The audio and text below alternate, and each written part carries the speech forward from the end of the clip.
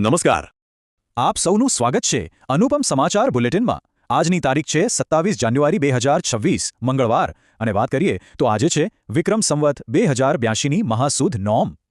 તો ચાલો હવે આપણે સીધા જ આજના સમાચારો પર જઈએ, જેનું સંકલન કર્યું છે ભુરગડ અનુપમ શાળાના શ્રી માધવભાઈ પ્રજાપતિએ. તો આજે આપણે કયા કયા વિષયો પર વાત કરવાના છીએ? સૌથી પહેલા જોઈશું આંતરરાષ્ટ્રીય સમાચાર, પછી રાષ્ટ્રીય, સ્થાનિક અને છેલ્લે રમતગમતની દુનિયાની કેટલીક ખાસ ખબરો.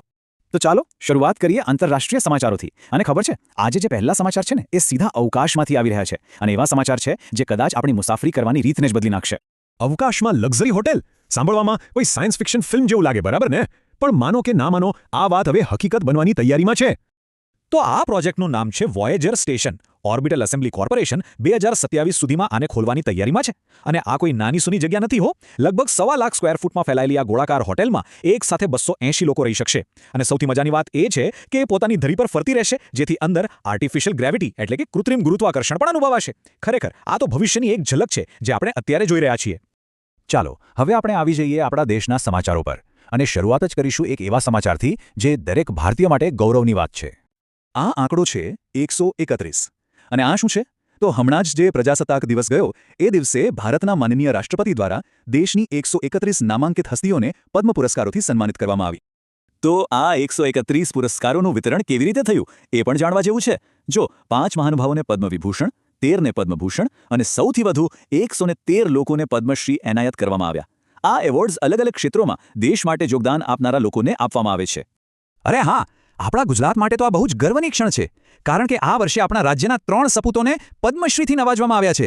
એમના નામ છે શ્રી હાસુભાઈ કાસમભાઈ મીર, શ્રી ધીરેન્દ્રલાલ ચુનીલાલ પંડ્યા અને શ્રી નિલેશ માંડલેવાલા. હવે વાત કરીએ એક એવા શહેરની જેણે સ્વચ્છતાની બાબતમાં એક મિસાલ કાયમ કરી છે.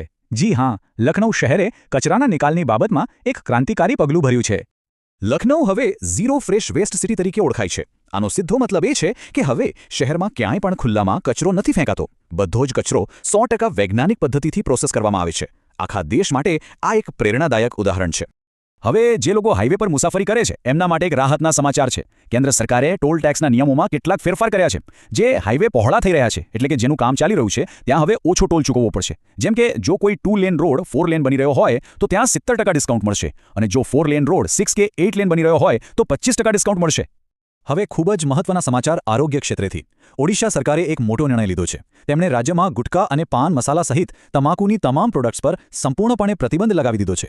એટલે કે હવે ત્યાં તેનું ઉત્પાદન, વેચાણ કે વિતરણ નહીં થઈ શકે. સુપ્રીમ કોર્ટના આદેશને પગલે આ નિર્ણય લેવાયો છે. ચાલો હવે વાત કરીએ આપણા ગરવી ગુજરાતની. આપણા રાજ્યમાંથી પણ કેટલાક ખૂબ જ ઉત્સાહજનક સમાચાર આવી રહ્યા છે. ગુજરાત હવે માત્ર જમીન પર જ નહીં, અવકાશમાં પણ પોતાની આગવી ઓળખ બનાવી રહ્યું છે. આપણા સાણંદમાં દેશની પહેલી પ્રાઇવેટ સેટેલાઇટ બનાવવાની ફેક્ટરી, જેનું નામ છે પામનારો, એનો શિલાન્યાસ કરવામાં આવ્યો છે.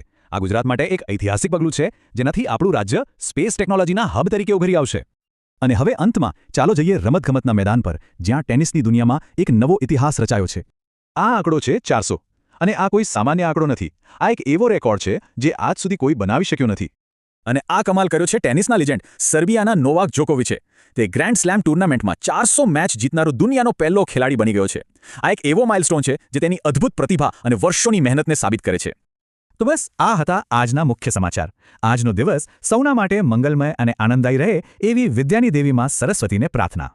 જય હિન્દ.